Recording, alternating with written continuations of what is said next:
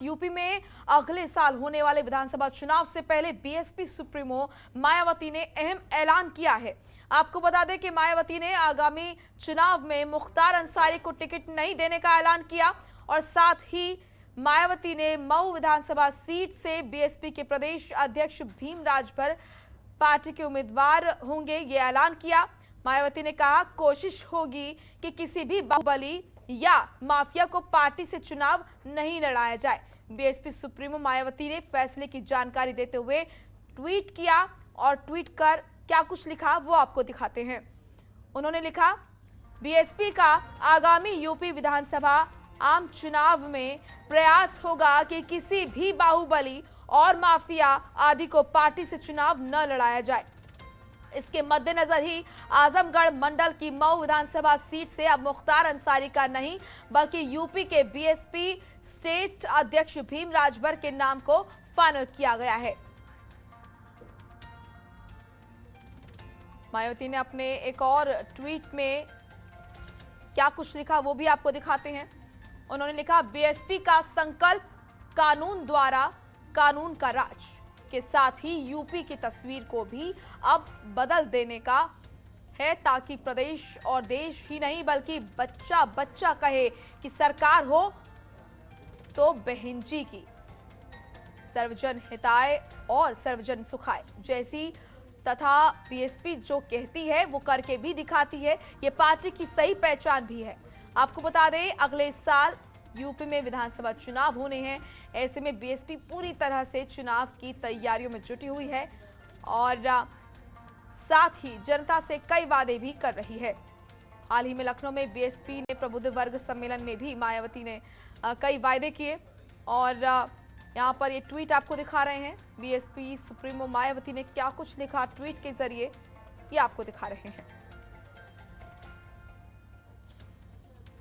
तो बड़ा ऐलान बीएसपी सुप्रीमो मायावती ने किया। उन्होंने कहा कि किसी भी बाहुबली या फिर माफिया को चुनाव न लड़ाया जाए, ये प्रयास रहेंगे। ओम पांडे हमारे सहयोगी जुड़ चुके हैं। ओम, बाहुबलियों से किनारा करती हुई नजर आ रही हैं मायावती। ये है कि जिस तरह से मायावती ने अभी हाल ही में प्रबुद्ध जन सम्मेलन में बयान दिया था, उन्होंने कहा कि वो स्मारक नहीं बनाएंगी, विकास करेंगी जी। इसके साथ साथ कौमी एकता दल की बात कही जाए तो कौमी एकता दल के जो मुख्तार अंसारी, उसके साथ साथ जो उनके भाई थे, उन तमाम लोगों ने जो है बहुजन समाज पार्टी को ज्वाइन किया था। और कहीं न कहीं इस बात का उन्हें अंदेशा हो गया है कि 2022 में जो चुनाव है सिर्फ विकास के नाम पर चुनाव लड़ा जा सकता है।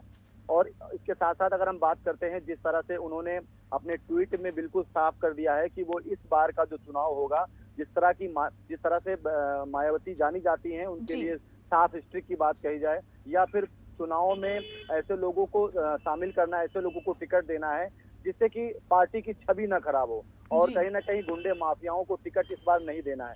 इससे ये साफ हो जाता है कि 2022 में जो तैयारी है मायावती की, वो बिल्कुल साफ है। अच्छे छवि के लोग होने चाहिए। इसके साथ साथ उन्होंने जिस तरह से सोशल इंजीनियरिंग फार्मूले को अपनाते हुए उन्होंने 2007 में फार्मूले को अपनाया था, वहीं अब जो है ऐसे लोगों को शामिल करना चाहती हैं जो बेदाग छवि हो, उन लोगों को टिकट दी जाए। उसके साथ साथ जो ये लगातार कयास लगाए जा रहे थे कि आखिर समाजवादी पार्टी को लगातार आड़े हाथों लिया जाता था कि उसमें माफिया हैं, तो वहीं इसके बीच में लगातार बहुजन समाज पार्टी को भी इसमें शामिल किया जाता था और कहा जाता था बीएसपी से मुख्तार अंसारी विधायक हैं। इसके साथ साथ उनके जो अफजाल अंसारी बीएसपी से मऊ गाजीपुर से जो है वो सांसद, उनके भाई सांसद हैं। कहीं ना कहीं इन पर लगातार ऐसे सवाल खड़े होते थे। तो ये एक बड़ा निर्णय मायावती के द्वारा लिया गया है और मायावती ने बिल्कुल स्पष्ट कर दिया है कि अब जो बहुजन समाज पार्टी है उसमें गुंडे माफियाओं की जो है जगह नहीं है।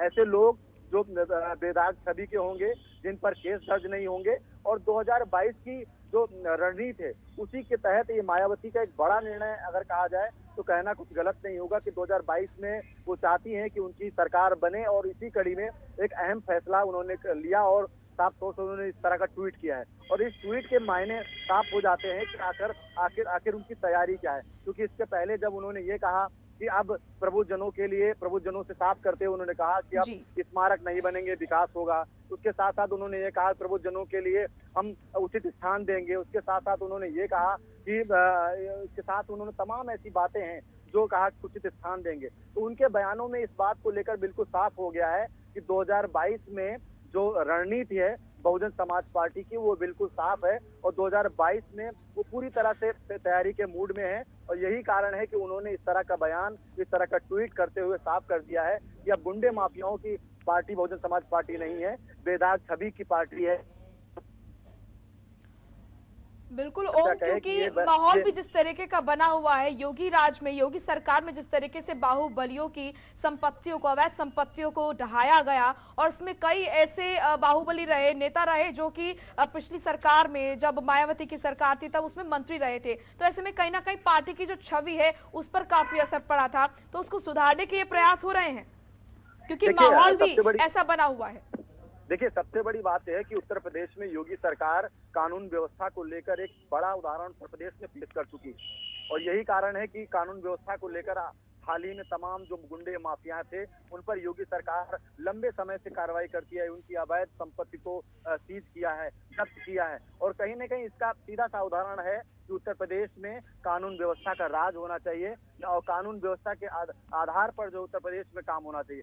देश का सबसे बड़ा प्रदेश होने के साथ साथ गुंडे माफियाओं की लेकर लगातार यहाँ पर एक सवाल खड़े होते थे और ऐसे में अगर हम बात करते हैं तो योगी सरकार ने इस बात को बिल्कुल पुख्ता कर दिया था। उन्होंने पुख्ता कर दिया है कि आखिर गुंडे माफिया अब उत्तर प्रदेश में नहीं रह पाएंगे, गुंडे माफिया अब माफियाओं की जो दादागिरी है वो उत्तर प्रदेश में नहीं चल पाएगी। और जिसको लेकर के अगर बात करें योगी सरकार की, इस मामले पर लगातार प्रशंसा हो रही है। एनसीआर की रिपोर्ट को लेकर जरूर सवाल खड़े किए जा रहे हैं, लेकिन अगर अब उत्तर प्रदेश की माफियाओं की बात, मुख्तार अंसारी की बात की जाए, अतीक अहमद की बात की जाए या धनंजय, तमाम जो ऐसे लोग हैं जो उत्तर प्रदेश में रहते थे उनको योगी सरकार ने जहां के तहां पहुंचाने का काम किया है और लगातार योगी सरकार भी इस बात को लेकर लगातार कार्रवाई करती नजर आ रही है। तो उसी कड़ी में अगर हम बात करें, उसी राह पर अगर मायावती की बात कही जाए तो कहना कुछ गलत नहीं होगा कि मायावती भी अब उसी राह पर है, क्योंकि मायावती 4 बार मुख्यमंत्री रही हैं। उनके शासनकाल में जिस तरह से कानून व्यवस्था का एक अहम राज रहा है, कानून व्यवस्था के लिए मायावती जानी जाती थी,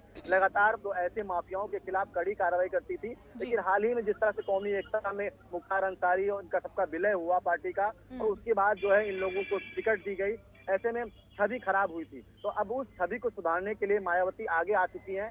मायावती ने ट्वीट करके कह दिया कि जब बच्चा ये कहे कि ये जो है बीएसपी पार्टी है और इसमें मायावती सुप्रीमो है और ऐसे माफियाओं के लिए अब बहुजन समाज पार्टी में जगह नहीं है। इसका अगर हम इसके मायने निकाले जाए तो मायने साफ हो जाते हैं कि उत्तर प्रदेश में अब माफियाओं की जो है राजनीतिक में जगह नहीं मिलेगी, क्योंकि जो राजनीतिक दल होते हैं वो ऐसे माफियाओं को जगह दे देते हैं। केवल टिकट के मुंह में, ऐसे माफियाओं को टिकट के मुंह में जो उनको जगह दे देते हैं और कहीं न कहीं उसका रसूख का फायदा उठाने के लिए ऐसे दल सामने आते हैं। लेकिन मायावती ने अब इस बात को लेकर बिल्कुल स्पष्ट कर दिया है कि वो अब ऐसे माफियाओं की से दूरियां बनाना चाहती है, यानी पार्टी दूरी बनाना चाहती है। और उसके साथ साथ उन्होंने इस बात पर भी मोहर लगा दिया कि आखिर मऊ, गाजीपुर में किन जो है पदाधिकारियों को वहां से लड़ाया जाएगा। कहीं ना कहीं इससे ये साफ हो जाता है कि बहुजन समाज पार्टी अब माफियाओं के साथ साथ जो बेदाग सभी के हो गए। ओम, आपको रोकना चाहूंगी, हमारे साथ डॉक्टर डीएस मिश्रा जुड़ चुके हैं, बीएसपी नेता है। डॉक्टर डीएस, जिस तरीके से यहाँ पर बीएसपी की तरफ से ऐलान किया गया है, बीएसपी सुप्रीमो मायावती ने कहा है कि किसी भी माफिया को चुनाव न लड़ाया जाए, ये प्रयास रहेंगे पार्टी के। किस तरीके से इस फैसले को देखा जाए? बात है और देश में राजनीतिक सुचिता की बात है। बहन जी इसके लिए बधाई के पात्र हैं कि इन्होंने इस पहल की शुरुआत की और सभी दलों को चाहिए, मैं तो सभी दलों से अनुरोध करूंगा कि वो किसी भी जो है गलत काम करने वाले माफिया, गुंडे, मवाली, इन लोगों को टिकट न दें। और बहन जी इसके लिए निश्चित तौर पर बधाई के पात्र हैं और राजनीति में एक बहुत सकारात्मक कदम है बहन जी के द्वारा उठाया गया और निश्चित तौर पर इसका आगामी जो दूरगामी परिणाम होगा बहुत ही अच्छा आएगा, देश हित में आएगा, प्रदेश हित में आएगा। बिल्कुल। और साथ ही उन्होंने कहा है कि इस तरह की रणनीति, इस तरह के प्रयास पार्टी कर रही है ताकि बच्चा कहे कि अगर सरकार हो तो वो बहन जी की सरकार जैसी हो। तो क्या आपको लगता है बहन जी की सरकार तो देखिए वैसे भी जो है ना 2022 की जो सरकार आने वाली है उसमें आम जनता के दिल दिमाग में बहन जी बैठी हुई हैं। 2007 की पुनरावृत्ति निश्चित तौर पर होने जा रही है। इसके लिए मैं बहुत ही विश्वसनीयता के साथ आपको कह सकता हूँ मैं।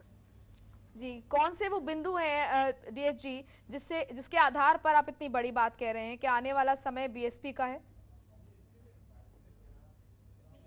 सम्मेलन के समापन के अवसर पर एक बहुत बड़ी बात की, उन्होंने कहा कि मैंने अपने जो दलितों मसीहों सबकी मूर्तियां लगा दी, अब मैं प्रदेश की व्यवस्था को दुरुस्त करूंगी, प्रदेश का स्वरूप बदलूंगी, प्रदेश को विकास के रास्ते पर जितनी भी चीजें बची हुई हैं उन चीजों को हम एक नई दिशा देंगे और उस नई दिशा से जो ये छोटी छोटी चीजें जात पात धर्म के विभेद की चीज है उनको हम वो हटा करके देश को प्रदेश को जो है वो प्रगति के रास्ते पर निश्चित तौर पर लेके जाए। लॉ एंड ऑर्डर सबसे बड़ी चीज है जो बहन जी का मतलब नाम ले लीजिए तो उसका मतलब ही लॉ एंड ऑर्डर होता है।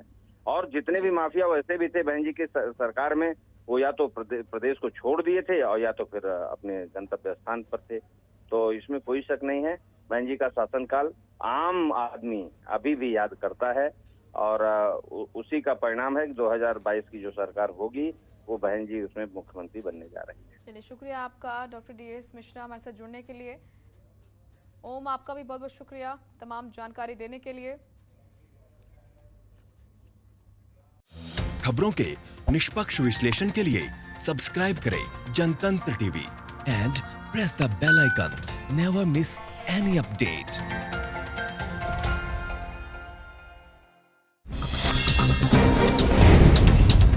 Download the Janatantra TV app, available on Google Play and App Store.